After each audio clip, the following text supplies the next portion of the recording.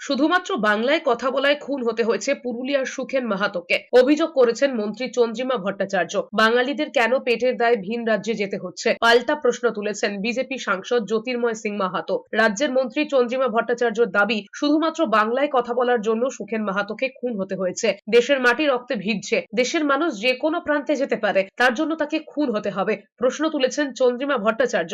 শুধু বাংলা ভাষা বলে বলে কি অপরাধ তাকে মেরে ফেলা হলো? আর এটা তো একটা কোনো বিচ্ছিন্ন ঘটনা নয়, প্রতিদিন কোথাও না কোথাও আমরা এই ঘটনা দেখে আসছি। শুধুমাত্র বাংলায় কথা বলে, বাংলা থেকে গেছে কাজ করতে, এর জন্য খুন হতে হচ্ছে।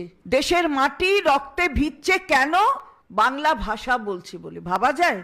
অন্যদিকে বিজেপি সাংসদ জ্যোতির্ময় সিং মাহাতোর পাল্টা প্রশ্ন, 15 বছর তৃণমূল সরকার রয়েছে এই রাজ্যে, তারপরেও কেন রাজ্যের 50 লাখেরও বেশি যুবককে ভিন রাজ্যে যেতে হচ্ছে কাজের জন্য? নিজের বিফলতা ঢাকার জন্য অভিযোগ তুলেছে তৃণমূল। পুনের ঘটনায় যথাযথ তদন্ত হবে বলে দাবি করেছেন জ্যোতির্ময় সিং মাহাতো। মহারাষ্ট্রে যে ঘটনা ঘটেছে, আমি ঘটনা শোনার পরেই আমি সেখানে কথাও বলেছি। তারা বলেছে যে আমরা যেরকম তদন্ত করা উচিত তদন্ত করে, আর যা হওয়া উচিত আমরা অবশ্যই স্টেপ নেব আইনগতভাবে।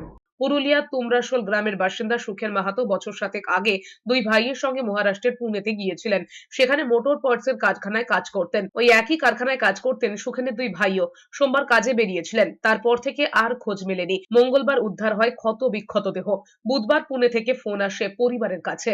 ঘরের থেকে বেরিয়ে আনছে যাবো বলে 3টা, 3:30 দিনে। হ্যাঁ, তারপরে আর ডিউটি থেকে মানে আসেই না। ডিউটি করেছে না না করেছে সেটা তো বলতে পারছি না। তারপরে আর ওই নিখোঁজ।